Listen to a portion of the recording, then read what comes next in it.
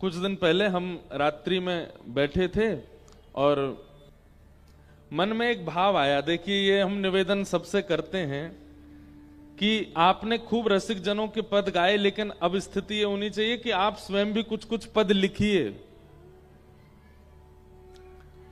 तो मन में भाव आया कि ठाकुर जी को माखन मिश्री पसंद है, ठाकुर जी को दूध पसंद है, ठाकुर जी को दही पसंद है। हमारी किशोरी जी को क्या प्रिय लगता है? ठाकुर जी को तो दूध पसंद है, पर किशोरी जी को क्या प्रिय है?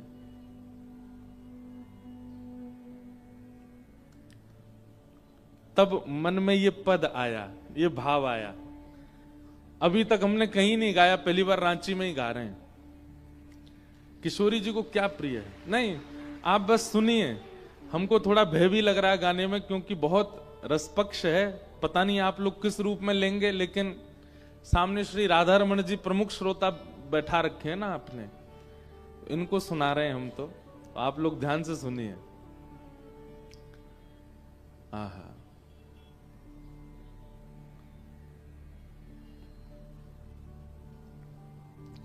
श्री जी को भावत दूध मलाई। किशोरी जी को क्या प्रिय है? मलाई प्रिय लगती है। मलाई जानते हैं? मलाई किसको कहते हैं? दूध के ऊपर जो मलाई जम जावे, वो किशोरी जी को वो प्रिय है। श्री जी को भावत दूध मलाई, ओटो दूध, ओटो दूध। अब ये ब्रज भाषा है। ओटो, ओटो दूध मतलब जो दूध खूब देर तक ओटाया गया हो, गर्म किया गया हो, वो अपने अपने रूप से आधा हो गया हो, उसको ओटा हुआ दूध कहते हैं। ओटो दूध सकोरा भर के, ओटो दूध। अच्छा, ओटे दूध की एक खास बात क्या है? ओटा हुआ दूध जो होता है ना, वो मलाई युक्त ही होता है। उसमें इतनी मलाई बन चुकी होती है कि वो इतना गाढ़ा हो जाता है, जब पिएंगे तो अपने आप मलाई आती रहती है। श्री जी को वो बहुत प्रिय है। ओटो दूध सकोरा भर के, मिट्टी के ग्लास को, पात्र को सकोरा कहते हैं। ओटो दूध सकोरा भर के, अधर ले पीवत प्यारी, अधर ले पीवत प्यारी, छलकत अधरामृत मुख कोने, छलकत अधरामृत मुख कोने। अच्छा, लीला कैसी है? ये कहीं पढ़ी गई, देखी गई, सुनी गई लीला नहीं है। ये अपने आप मन में आई तो ये पद लिखा है कि ठाकुर जी किशोरी जी से मिलने आए हैं। किशोरी जी ठाकुर जी से मिलने निकुंज में जब जाती हैं तो एक दूसरे को जो प्रिय भाव लगता है ना, वो संग लेके जाते हैं। तो आज नंद भवनसों ओटो भयो दूध और मलाई रोटी सब लेकर के ठाकुर जी गए श्री जी के काजे। बढ़िया केसर युक्त, मिश्री युक्त ओटो भयो दूध जैसे ही ठाकुर जी ने प्रस्तुत कियो तो श्री जी इतनी मचल गई। एक तो ओटो भयो दूध अति प्रिय, वो भी श्याम सुंदर लेकर के आए हैं। किशोरी जी ने तुरंत लियो और इतनी तीव्रता से मुख से लगा करके पीन लगी कि किशोरी जी के दोनों अधरन के कोने से वो दूध छलकन लगो, वो दूध बाहर आन लगो। ओटो दूध सकोरा भर के, अधर ले पीवत प्यारी, छलकत अधरामृत मुख कोने। और जो मुखमंडल के कोने से अधरामृत छलक रहा है, उसको देख करके क्या कर रहे हैं? श्याम सुंदर अपनी अंजलि ऐसे आगे कर देते हैं किशोरी जी के मुख के नीचे, और जो दूध यहां से गिर रहा है उसको ठाकुर जी अपने अंजलि में भर करके उसको पान कर रहे हैं। छलकत अधरामृत मुख कोने, कर ले पीवत नहाई, श्री जी को भावत दूध मलाई, श्री जी को भावत दूध मलाई। हम ये ऐसे पक्ष बहुत कम लेते हैं कथा में, ये हमारे अपनी प्रसन्नता के लिए है। लेकिन आज जगन्नाथ जी का दर्शन हुआ और जयदेव महाप्रभु की गीत गोविंद से कथा का प्रारंभ हुआ, इसलिए रस पक्ष अलग चला गया है। और हम आपको केंद्र में लेकर के बिल्कुल नहीं बोल रहे हैं, हम राधा रमण जी को केंद्र में लेके बोल रहे हैं। हमारे वृंदावन में एक स्थान है गोरीलाल, क्या नाम है? गोरीलाल कुंज। बहुत छुपा हुआ स्थान है, सब नहीं जा पाएंगे वहां, पर अगर आप पर कृपा हो गई तो आपको दर्शन हो जाएगा। स्थान का नाम गोरीलाल इसलिए है क्योंकि वहां ठाकुर जी के रूप में किशोरी जी बैठी हैं और किशोरी जी के रूप में ठाकुर जी बैठे हैं। जैसे युगल सरकार होते हैं ना हर मंदिर में, तो युगल सरकार में ठाकुर जी हैं और श्री जी हैं, पर गोरीलाल कुंज के दर्शन अलग हैं। वहां ठाकुर जी जो हैं वो श्री जी हैं, श्री जी ठाकुर जी को श्रृंगार करके बैठे हैं और ठाकुर जी श्री जी के श्रृंगार में बैठे हैं, इसलिए वहां कारेलाल नहीं है, गोरीलाल गोरीलाल कुंज। तो गोरीलाल कुंज की एक बड़ी सुंदर लीला है कि एक बार श्री जी दूध पी रही कटोरा लगा के मुख से, सत्य घटना है। तो श्री जी जैसे मुख से लगा करके दूध पान कर रही तो अचानक पीते पीते रुक गई। ठाकुर जी बोले, कहा भयो श्यामाजू, आप रुक काई को गई? बोले, ऐसा लग रहा है कि यार दूध में कछु पड़ो है का। ठाकुर जी बोले, लाओ मुंह दिखाओ। तो जैसे श्री जी ने दी, ठाकुर जी ने देखी, ना यहां में तो कछु ना है, बिल्कुल बढ़िया दूध है, आप काई को ना पी रहे? अरे कछु ना है, ले पियो। श्री जी ने फिर से मुख से लगा, अरे ना ना मुंह तो कछु दिख रहा है यहां में। ठाकुर जी ने फिर लियो, ठाकुर जी बोले, अरे कछु ना है। उंगली बोर के नेक ऐसे करके देखी, कुछ भी नहीं उसमें, ले पियो। श्री जी ने फिर मुख, अरे ना ना देखो यहां में कछु है। तो ठाकुर जी बोले, अब एक काम करो, मोह मत दो, आप ऐसे ही रखो, मैं आपके बगल ते देखूंगा, यहां ते देखूंगा कहा है। तो श्री जी ऐसे हैं और ठाकुर जी यहां गाल से गाल स्पर्श करा के अब झांक रहे हैं भीतर की कहा है। तभी ठाकुर जी को पता चली श्री जी की जो नथ बेसर है ना, वहां में एक मणि लग रहा, वो चमक रहा दूध में आहा। ठाकुर जी बोले, अरे श्यामाजू आप तो बड़ी भोरी हो, ये तो आपकी नथ बेसर की मणि चमक रही है। अब ये सुनते ही किशोरी जी को इतनी जोर की हंसी आई, दूध मुंहते लग रहा, जैसी हंसी तो सब रो दूध छलक करके ठाकुर जी पे और श्री जी पे, दोनों पे जाके गिर गए हो। ऐसी अंतरंग लीला। तो ओटो दूध सकोरा भर के, अधर ले पियत प्यारी, छलकत अधरा मृत मुख कोने, कर ले पियत कन्हाई, श्री जी को भावत दूध मलाई। कितनी सुंदर लीला है। अब इस लीला में ना, पता है यहां इतने लोग बैठे, सबका प्रवेश नहीं हो पा रहा होगा, कुछ कुछ जन वही इस लीला का अनुभव कर पा रहे होंगे, और विशेष रूप से तो वो कर रहे होंगे सामने बैठे हैं मेरे, इन्हीं को आनंद आ रहा होगा। अच्छा, हमारा भाव है कि हम जो भी पद लिखते हैं उसमें लाल जी का नाम देते हैं, क्योंकि वही लिखवाते हैं। अब अगले अंतरा में ठाकुर जी क्या निवेदन कर रहे हैं? कवल बीच मलाई धर के, कवल बीच मलाई धर के। जैसे आप लोग कभी रोटी के बीच में सब्जी रख दो और फिर ऐसे रोटी को रोल बना करके खाओ, ऐसी श्री जी कैसे पा रही हैं? बोले रोटी के बीच में मलाई धर दी है, अब मलाई को ऐसे रोटी में घुमा के अब रोटी पा रही है, वहां में मलाई भरी हुई है बीच में। कवल बीच मलाई धर के, और उसके ऊपर बूरोले बुरकाई, वहां के ऊपर बूरो छिड़क रखो, बूरो जाने।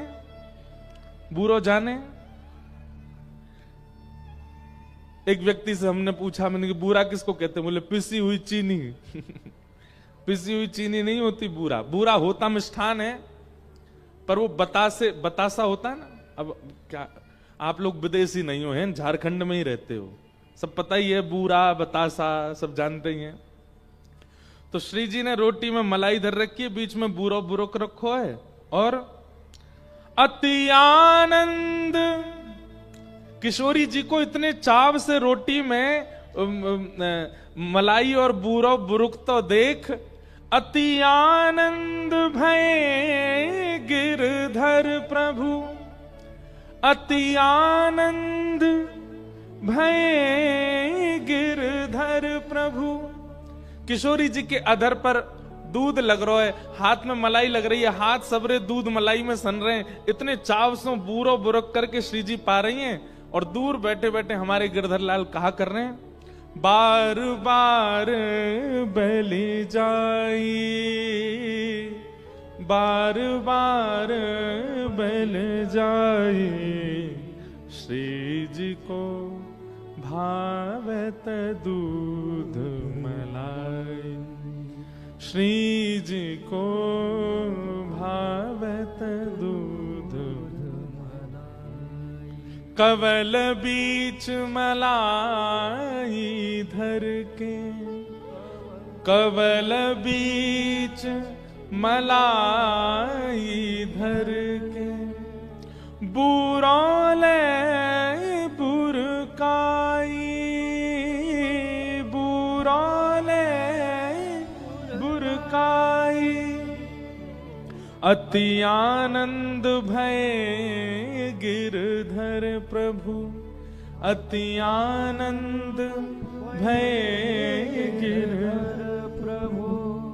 बार बार बलि जाई, बार बार बलि जाई, श्री जी को भावत दूध मलाई, श्री जी को भावत दूध। पूरा गीत गोविंद ऐसे भावों से ही युक्त है, ऐसे अंतर। अब ये भाव आपको रिझाने के लिए है ही नहीं, ये भाव आपके बीच सुनाने का है ही नहीं, ये संसार के सामने गाने का है ही नहीं, ये तो ठाकुर जी को सुनाने का है।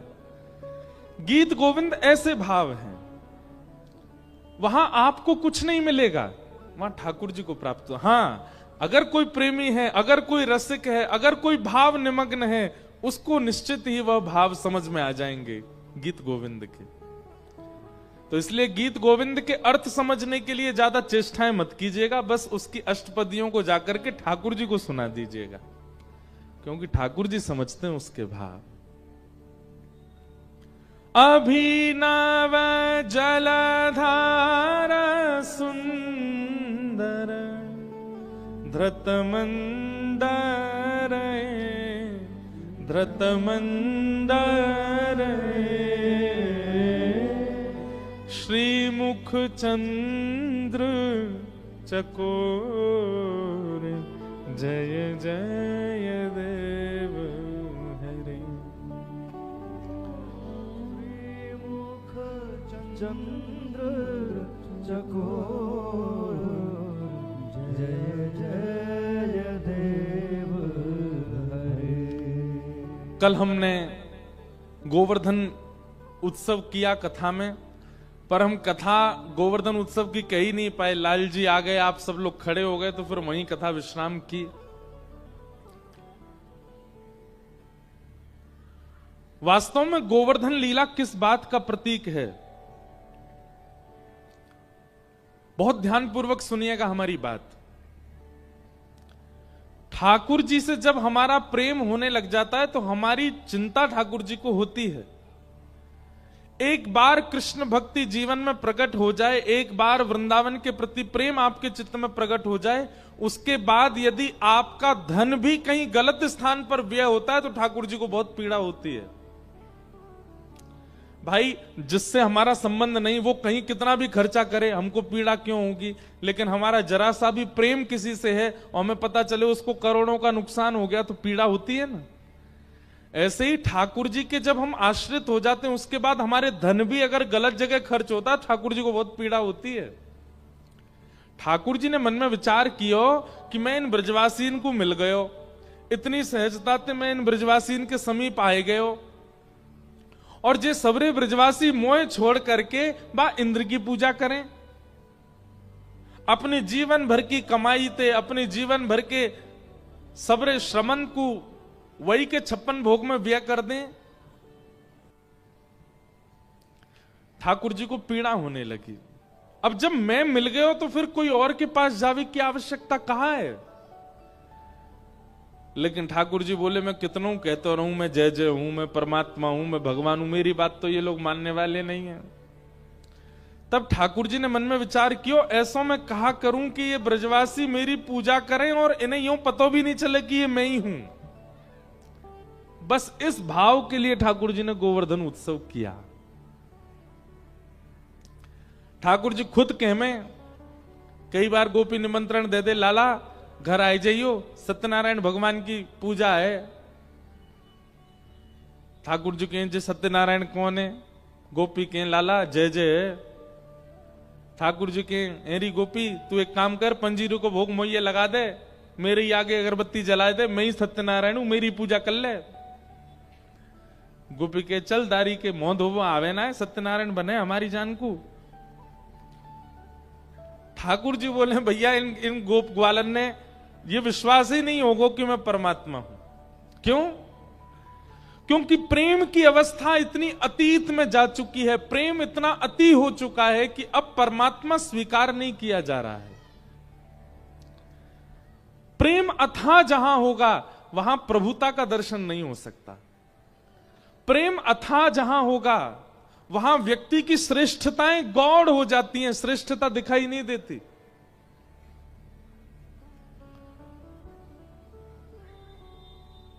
जिस व्यक्ति से आपका अति प्रेम है, वो यदि किसी बहुत बड़ी पदवी पर बैठ जाए, दुनिया को पदवी दिखेगी, आपको नहीं दिखेगी। आपको तो प्रेम ही दिखेगा। ठाकुर जी चाहे अघासुर मारे, बकासुर मारे, पूतना मारे, अरिष्टासुर मारे, कितने भी राक्षस मारे, अरे कहां तक कहें, ब्रजवासियों के सामने कालिया नाग पर नृत्य करने लगे ठाकुर जी। कालिया नाग को नथ दिया ठाकुर जी ने, तब भी ब्रजवासियों ने माना नहीं कि ये परमात्मा है। ठाकुर जी ये बात तो जान चुके हैं कि भाई इन लोगों का इतना अथाह प्रेम है कि इनके सामने यदि मैं पूरे ब्रह्मांड को भी उठा लूं तो भी ये मानेंगे नहीं कि मैं परमात्मा हूं। इसलिए ठाकुर जी ने मन में विचार किया कि कैसे इन सबको अपना आश्रित करूं। प्रेम से तो सब आश्रित हैं, प्रेम तो सबके चित्त में है ही, पर जरूरी नहीं ना कि प्रेम सबके चित्त में होता है। कई लोगों के चित्त में प्रेम नहीं होता। ऐसा क्या किया जाए कि इन सबका यह धन व्यय, यह 56 भोग का व्यय भी केवल मेरे लिए ही हो। उसके लिए ठाकुर जी ने गोवर्धन पूजा कराई। दूसरी बात लिख लीजिएगा, आराधना उसकी करनी चाहिए, सेवा उसकी करनी चाहिए, पूजा उसकी करनी चाहिए जो आपका भाग्य बदलने की संभावना रखता हो। और जो भाग्य ना बदल सके उनके आराधन का विधान नहीं है। 33 करोड़ देवता हैं हमारे यहां, पर सबकी पूजा नहीं होती है। पूजा केवल उनकी होती है जो आपका भाग्य परिवर्तन कर सकते हैं, जो आपका भविष्य परिवर्तन कर सकते हैं, जो आपके रेखाओं को परिवर्तित कर सकते हैं। इसलिए गणेश जी की पूजा होती है, क्यों? वो शुभ करते हैं। सूर्य की पूजा होती है, क्यों? प्रकाश प्रदान करते हैं। चंद्रमा की पूजा होती है, क्यों? शीतलता प्रदान करते हैं। वरुण की पूजा होती है, क्यों? जल के बिना कोई काम संभव नहीं, सब कार्य की पूर्ति करते हैं। ब्रह्मा जी की पूजा नहीं होती। ब्रह्मा जी के कहीं कहीं पूजा है, भारत में तो एक ही स्थान है, केवल पुष्कर में, वही मंदिर है उनका। बाकी यज्ञ के समय पर ब्रह्मा जी को स्थान दिया जाता है, थोड़ा बहुत तो सबको आवाहन किया जाता है, परंतु विशेष पूजा नहीं होती। ऐसी इंद्र की पूजा नहीं होती। इंद्र को प्रणाम तो सबको करते हैं। हमारे यहां प्रणाम तो वृक्षों को भी किया जाता है, प्रणाम तो मिट्टी को भी किया जाता है, प्रणाम जलाशय को भी, आकाश को भी किया जाता है, वायु को भी किया जाता है। पर विशेष रूप से पंच देवों को पूजने की प्रावधान बताए गए हैं, सबकी पूजा नहीं। उनका आराधन किया जाता है जो भाग्य बदलना जानते हैं। ठाकुर जी ने मन में विचार किया कि ये इंद्र की पूजा करते हैं, पर इंद्र भाग्य परिवर्तन का सामर्थ्य नहीं रखते। इंद्र तो अपनी ड्यूटी करता है, उसको जब कह दिया जाएगा तब वर्षा करेगा। आज इंद्र की चर्चा कथा में होनी, इसलिए इंद्र आए भी रांची, सुबह सुबह बरस गए, अभी भी मंडरा ही रहे हैं ऊपर। अच्छा एक बात बताएं, क्यों वर्षा हुई पता है? कल गोवर्धन उठाए थे ना ठाकुर जी, गिरिराज जी धारण किए थे तो लाल जी ने गिरिराज जी उठाए, तो फिर इंद्र ने भी सोची, बोले केवल कथानक ना रह जाए, इसको वास्तविक कर दिया जाए। बरस गए। सुबह सुबह जब हम उठे तो हमको पता चली वर्षा आ रही है। अब देखो ये देखो, ये एक वैष्णवी सोच है, ये एक सत्संग में रहने वाले व्यक्ति की सोच है कि दुनिया के लोग यूं सोचेंगे ये तो असमय की बारिश है, ये कोई समय वर्षा का क्यों बरस रहा है, इस समय वर्षा का क्या कारण हो सकता है। परंतु जैसी पता चली कि वर्षा भई, तो क्या चित्त में आया, कल कथा में गोवर्धन लीला हुई थी, 56 भोग तो लग गए ठाकुर जी को। 56 भोग के बाद क्या होता है, ठाकुर जी नक पे गिरिराज जी उठाते हैं, तो इसलिए आज सुबह ही वर्षा आ गई है, सुबह ही बरस गए। मतलब केवल कथा नहीं चल रही है, ये वास्तविकता हो रही है। आपको मुझे लग रहा है कि हम कथा सुना रहे हैं, आप सुन रहे हैं, लेकिन यहां सच में कल ठाकुर जी आए, आकर के 56 भोग लगा के गए, और अब ठाकुर जी को मन में भाव आयो कि भाई आगे कथा में गिरिराज जी धारण करनो है, तो भाई धारण करवे वाली लीला तो तभी होगी जब इंद्र वर्षा करे। तो इंद्र बरस गए सवेरे, अब धारण करेंगे। तो ये सब भावना है। मानने ना मानने पर बहुत कुछ निर्भर करता है। भगवान ने विचार किया कि सब ब्रजवासी को लेकर के मैं गिरिराज जी जाऊं। आज हमारे पास कुछ प्रश्न भी आए। किन्हीं का एक प्रश्न है, मेरी आयु 25 वर्ष है और मैं हरे कृष्ण महामंत्र का जाप करती हूं, किंतु पूज्य श्री प्रेमानंद जी महाराज को सुनना कि श्री राधा नाम की तरफ मन भागता है। सबसे पहली बात, आप नाम में भेद मत कीजिए। ये बड़ा है, ये छोटा है, ये श्रेष्ठ है, ये अश्रेष्ठ है, बहुत बड़ा अपराध है। नाम नाम है, और वह भी युगल नाम में तो बिल्कुल भेद मत कीजिए। अगर आप हरे कृष्ण महामंत्र करते हैं और आपका रुझान श्री राधा नाम के प्रति हो रहा है, आप इनको भेद क्यों मानते हो? ये भेद नहीं है। ये भेद दृष्टि आपको अलग करनी है कि नहीं, महाराज जी अगर कह रहे हैं श्री राधा नाम विशेष है तो चलो अब राधा नाम ही जपना, वहीं की तरफ हमारा मन जा रहा है, कृष्ण महामंत्र जो है वो उचित नहीं। ऐसा नहीं, आप दोनों को सामान्य मानिए और इनके प्रति बिल्कुल भी भेद दृष्टि मत कीजिए। राधा कृष्ण स्वरूपाम्बई कृष्णम राधा स्वरूपिणो। एक दिन हमने युगल अष्टकम गाया था कथा में, कृष्ण प्रेममयी राधा, राधा प्रेममयो हरि, जीवनेन धने नित्यम, राधा कृष्ण गतिर्मम। बिल्कुल भी अंतर नहीं है। कृष्ण चित्त स्थिता राधा, राधा चित्त स्थितो हरि। दोनों में कोई अंतर नहीं है। आपका मन यदि श्री राधा जपने के प्रति हो रहा है तो आप इस बात का बिल्कुल दुख मत मनाइए, शोक मत मनाइए कि महामंत्र तो हम कर ही नहीं पा रहे। नहीं, दोनों समान हैं, उनके प्रति कोई भेदभाव मत रखिए। आपको अवसर मिले, आपका मन कर रहा है तो श्री राधा जपिए, आपका मन कर जाता है तो कृष्ण महामंत्र कीजिए। दोनों को आप सम ही मानिए, समान ही मानिए, बिल्कुल उनमें भेद मत रखिए। नाम देखो भाई, अगर विधि विधान से चलना प्रारंभ कर दोगे ना तो फिर बहुत सारी विधियां हैं, सबका पालन करना पड़ेगा। इसलिए हम तो कहते हैं सहज रहो।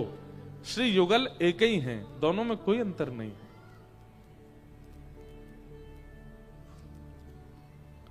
फिर आपने कहा, कई लोग कहते हैं कि श्री राधा नाम जपने के लिए बहुत शुद्धता चाहिए। वो तो किसी भी नाम को जपने के लिए मानसिक शुद्धता तो होनी ही चाहिए। और हरे कृष्ण महामंत्र किसी भी स्थिति में जप सकते, ऐसा बिल्कुल नहीं है। हां, ये जरूर है कि कलि संतरणोपनिषद में हरे राम पहले आता है, हरे कृष्ण बाद में आता है। फिर बाद में इसका विचार किया गया तो सहजता के लिए हरे कृष्ण पहले कर दिया गया। पर हरे कृष्ण पहले करने का मतलब यह नहीं है कि आप किसी भी अवस्था में भी गाओ। मन की शुद्धि तो बहुत आवश्यक है। हां, कई बार तन हमारा इतना ज्यादा, तन वैसे भी कितना भी नहा लो, क्या पवित्र हो सकता है? कभी नहीं। पर मन पवित्र होना चाहिए। मन पवित्रता का मतलब मन में किसी के प्रति ईर्ष्या नहीं, किसी के प्रति दोष बुद्धि नहीं, कोई क्रोध नहीं, काम नहीं, लोभ नहीं, इन सब चीजों से रहित मन हो, तब भगवान नाम गाओ। चाहे राधा नाम गाओ, चाहे महामंत्र गाओ। अब ये तो ऐसी बात हो गई कि आपको पड़ोसी से बहुत ईर्ष्या हो रही है, उसके बहुत उपलब्धियों से आपको बहुत कष्ट हो रहा है। अरे राम राम, इसको इतने पैसा कहां से मिल रहे हैं, इसके पास नई नई गाड़ियां कहां से आ रही हैं, हरे कृष्ण कृष्ण कृष्ण हरे हरे हरे राम राम राम हरे हरे। मन इतना मैला है तो आप महामंत्र भी कैसे गा सकते हो? चाहे हरे कृष्ण महामंत्र हो, चाहे श्री राधा नाम महामंत्र हो, आपको दोनों स्थिति में मन से तो शुद्ध होना ही चाहिए। हां, मैं एक बात कहता हूं कि जब जब दोष उत्पन्न होता हो चित्त में, जैसे कि काम प्रकट हो रहा है, चित्त में काम व्याप्त हो रहा है, उस समय क्या करें? तुरंत नेत्र बंद करो, ठाकुर जी का स्मरण करो। हे ठाकुर जी, मेरे चित्त का ये काम वर्धन हो रहा है, आप कृपा करके इसका नाश कीजिए। ये काम रूपी कंस प्रकट हो रहा है। हरे कृष्ण कृष्ण कृष्ण हरे हरे हरे राम। इस भावना से आप कर सकते हो। आप चित्त में आए हुए दोषों के नष्ट कर निवारण के लिए नाम जप करो। बाकी तन की स्थिति तो चाहे आप कितना भी पवित्र हो लीजिए तो भी पवित्र तो नहीं हो। कर्माबाई की कथा सुनी। कर्माबाई के पिताजी बोल के गए, ए कर्मा, हम जा रहे हैं, हमारे पीछे से हमारे लड्डू गोपाल की सेवा करना, खिचड़ी बना के भोग लगाना। कर्मा ना नहाती है ना धोती, सुबह उठते ही सीधे चूल्हा पे रखा पतीला, घी डाला, खिचड़ी बनाना प्रारंभ। नहाई धोई भी नहीं है अभी, और खिचड़ी बनाती है, उसमें नमक डाल रही है, मसाले डाल रही है, सब नींबू आदि निचोड़ करके, और जिस दांतुन से दांत मांज रही है उसी के पिछले भाग से चला भी देती है खिचड़ी को। ऐसी अवस्था उसकी। और उनकी खिचड़ी खाने से जगन्नाथ भगवान दौड़े दौड़े आते थे, मंदिर का महाप्रसाद छोड़ करके खिचड़ी पाने जाते थे। क्यों? भले ही महातन की पवित्रता प्रधान ना रखी गई हो, पर हृदय कितना कोमल है, हृदय कितना सरल है, हृदय कितना सहज है।